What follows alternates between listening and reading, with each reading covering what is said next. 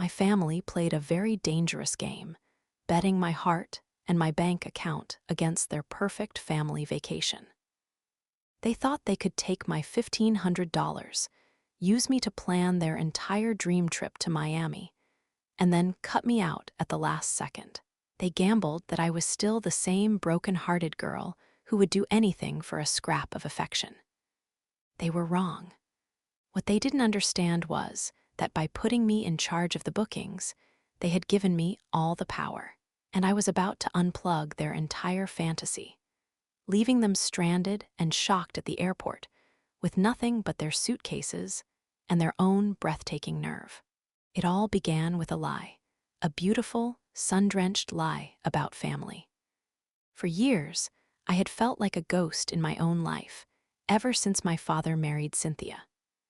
My existence had become an inconvenience to her perfectly curated world, a world that revolved entirely around her daughter, Jessica. It wasn't one big event, but 1,000 tiny cuts, being accidentally left off the text chain for a family dinner. Finding my childhood photos relegated to a dusty box in the attic. The way conversations would pivot to a sudden, awkward silence the moment I walked into a room. Jessica was the main event. Every one of her minor accomplishments was trumpeted like a national holiday, while my own successes were met with a polite, vacant nod. I was the leftover piece from my dad's first marriage, a constant, quiet reminder of a life they would rather forget. So when my dad proposed this trip, I was vulnerable. He painted a picture of 2 weeks in a gorgeous resort on Miami Beach, a chance for us to reconnect. "This will be for all of us," he'd said, his voice thick with a counterfeit sincerity I was desperate to believe. "You, me, Cynthia, and Jessica. A real family, finally." Those words, a real family, were the perfect bait, and I bit down hard. I was starving for it. I craved the feeling of belonging, of being chosen, of being something more than a monthly child support check made flesh. The hook, as always, was money. My dad and Cynthia spoke in hushed tones about how tight their finances were, how a trip of this scale was a major stretch. That was my cue, the moment I was supposed to step up and prove my worth. Eager to show I was a team player, I made the offer. I offered to contribute. For the next 2 months, my life became a blur of exhausting work. I took every extra shift at the department store, working weekends and staying late for inventory counts. My social life evaporated. I packed cheap lunches, brewed my own coffee, and watched my bank account with the focus of an air traffic controller. Every dollar was a step closer to earning my place. In the end, I proudly transferred $1,500 into my father's account. It was more than just money. It was my application for membership into the family I so desperately wanted. Because I was the one who knew her way around booking websites, and because I had put up a significant chunk of the cash, the planning naturally fell to me. I embraced the task. I poured hours into research, securing a stunning 2-bedroom suite with a balcony overlooking the Atlantic. I reserved a premium SUV, big enough for all of Jessica's undoubtedly numerous suitcases. I even pre-purchased hard-to-get tickets for a popular music festival happening that weekend. Every single confirmation, the hotel, the car rental, the festival passes, was booked in my name, using my credit card for the deposits. Seeing my name on those documents felt like a contract. It felt like I was finally written into their story. The weeks leading up to our departure were filled with a nervous, electric hum of anticipation. I bought a new sundress. I imagined myself reading a book on the sand, the sound of the waves washing away years of feeling like an outsider. Jessica would go on and on about her planned outfits and the perfect Instagram captions she was crafting. When I would mention how excited I was for the music festival, she would just give me a strange, unreadable smile. Cynthia would discuss plans for shopping trips on Lincoln Road for the 3 of us, before catching herself and adding a limp, You could come along too, of course. The red flags were practically waving in my face, but I was blinded by the sun of my own hope. I refused to see them. My carefully constructed dream imploded just 3 days before our flight. I had gone to their house to drop off my main suitcase, thinking it would make the morning trip to the airport smoother. I found my dad in the family room, casually scrolling through something on his tablet. "Hey," I said, my voice bright with excitement. "Just dropping my bag off. 3 more days. I'm so pumped I can barely think straight." He made a noncommittal noise, his eyes still glued to the screen. "Right. About that," he said, his tone so nonchalant it was like a slap in the face. "There's been a slight change in the itinerary." My happy bubble burst. "A change? What do you mean? Is something wrong with the flight?" He finally lifted his head and looked at me. There was no apology in his eyes, just a sort of weary annoyance. He let out a little huff of air that wasn't quite a laugh. "No, nothing like that. Look, we've talked it over, and we just think it would be better if, you sat this one out." The air left my lungs, the words didn't compute. What are you talking about? I helped pay for this. I planned the whole thing." He actually chuckled then, a low, dismissive sound that curdled my blood. "Oh, don't be so melodramatic. To be perfectly honest, you were never really supposed to come. It was just easier this way." Easier this way. The phrase hammered into me. My work, my money, my planning, my hope, it was all just a convenient fiction they had indulged in. A means to an end. "You took my money," I whispered, my voice shaking with a rage that was quickly eclipsing the shock. "You let me book a suite for 4 people. You told me it was a family trip."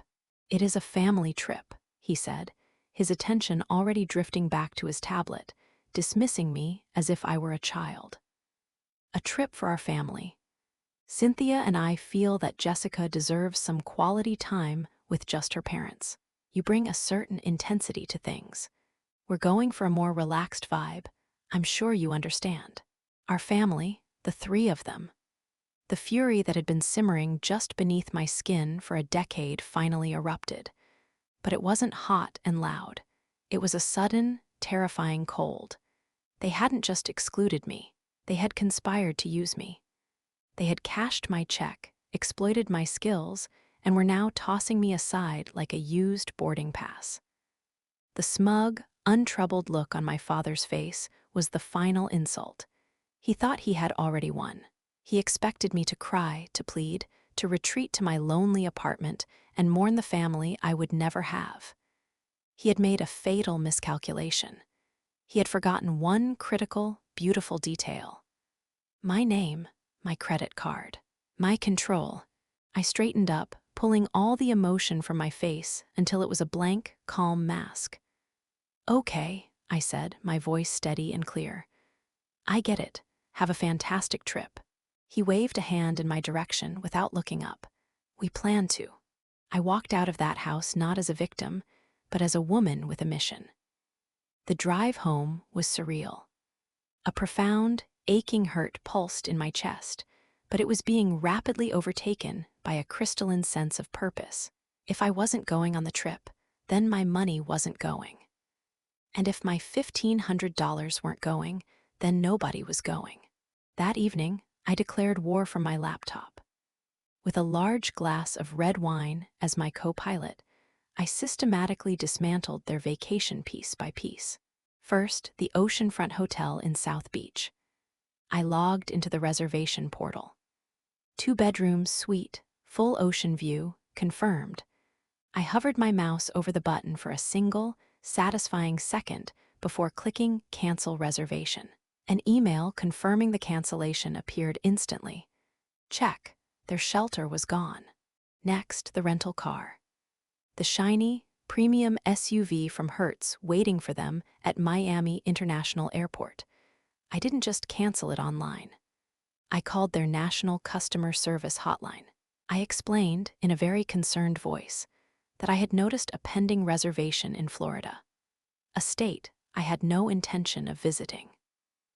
I told them I was worried a family member had used my card details without permission and asked them to please cancel the booking and place a fraud alert on any future rental attempts by my father using my name or address as a reference.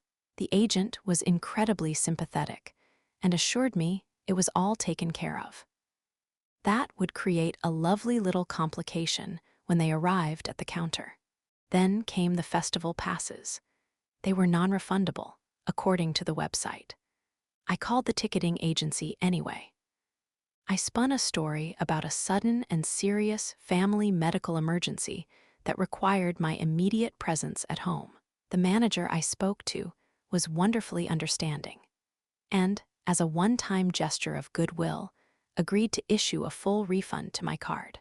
Finally, the airline tickets. They were booked as a group on my credit card. Canceling their seats would have cost me a fortune in fees, but canceling my own seat? That was free, and it gave me a full travel credit for future use. I knew from experience that removing one person from a group booking can sometimes create chaos, flagging the reservation for review and messing with seat assignments. It was a petty, perfect final touch. I went to sleep that night feeling a sense of peace I hadn't felt in years. It was the calm of a battle won. I had reclaimed my money, my time, and my dignity. The next morning, I put my phone on silent and went for a long run. When I turned the volume back on around lunchtime, it was a glorious symphony of chaos. 42 missed calls from my dad, 15 from Cynthia, and the text messages were pure poetry. They began with simple confusion. Dad, at the airport. Hotel is saying the reservation doesn't exist. Can you check your email? Dad, what the hell? The Hertz counter says the booking was canceled for fraud. Call me now. This was followed by the slow, dawning horror. Dad, did you do this? Did you cancel everything? This isn't a joke, answer the phone. Cynthia, I cannot believe your vindictiveness. Jessica is hysterical. Your father is about to have a heart attack. You fix this. You fix this right now. And at last, the crescendo of impotent rage. Dad, you have ruined everything. You selfish, hateful child. We are stuck at the airport with a mountain of luggage and nowhere to go. You better answer your phone.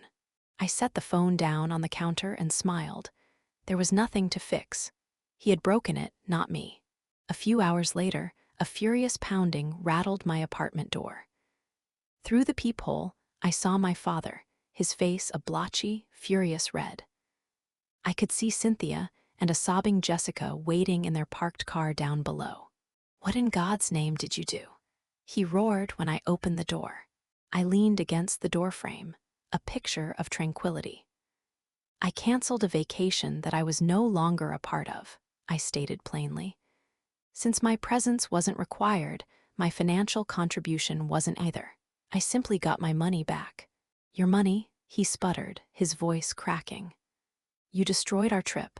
We had to pay a fortune for a taxi all the way back from the airport. Everything in Miami is booked solid. You had no right. I raised a single eyebrow. Oh, I had every right. It was my name on every single document. My card on every account. You made your position quite clear. It was a special trip for the three of you. So now you get to have a special trip for the three of you. Right here at home. I fail to see how that's my problem. I watched the anger seep out of him, replaced by the ugly, dawning realization of his own powerlessness. He had pushed me out, and in doing so, he had handed me the keys. He tried to argue, to deploy his usual weapons of guilt and manipulation, talking about Jessica's tears and Cynthia's disappointment. But his words were empty. The well of my empathy had been poisoned, and now it was bone dry. You created this situation, Dad, I said, my voice low and even. You lied to me to get my money. You let me invest my time, my energy, and my hope into something you knew was a sham. You dangled the idea of family in my face and then laughed when you snatched it away. This isn't me being vindictive. This is a consequence. He just stared at me, speechless. He was looking at a stranger. The girl who used to beg for his attention was gone, and in her place was a woman who was setting her own terms. Defeated, he turned and stomped back to his car. A king dethroned in a kingdom of his own foolish construction. The 2 weeks that followed were a masterclass in sullen silence. They were trapped at home, their vacation clothes mocking them from their suitcases. Then, when the silence didn't work, the other tactics began. Cynthia sent a long, flowery email about how my behavior had deeply wounded her and how all she ever wanted was to build a bridge to my heart. I deleted it without a reply. Jessica sent a tear-filled audio message, wailing about how I had ruined the one thing she had to look forward to all year. I actually laughed. Welcome to the world of consequences, princess. About a week into their forced staycation, my dad appeared at my door again. He looked different. The rage was gone, replaced by a weary exhaustion. He looked deflated. "Listen," he started, his eyes fixed on the floor. "I understand you were upset, and I handled things badly. I admit that." It was the most pathetic excuse for an apology I had ever heard. "You think," I replied, my arms crossed. "It was wrong," he mumbled. "But this has gone too far. Can't we just move past this? We'll plan another trip for next summer. I promise. All 4 of us, for real this time." He was trying to reset the game, to put me back in my designated box, assuming that all I ever wanted was another chance to play. But he was wrong. Canceling their vacation had canceled the toxic subscription to their family drama. I gave him a slow, genuine smile. "No, thank you, Dad. I'm done with family vacations for a while." I let that hang in the air for a moment. "Actually, I just booked my own trip for next month. I'm going to Costa Rica for 10 days.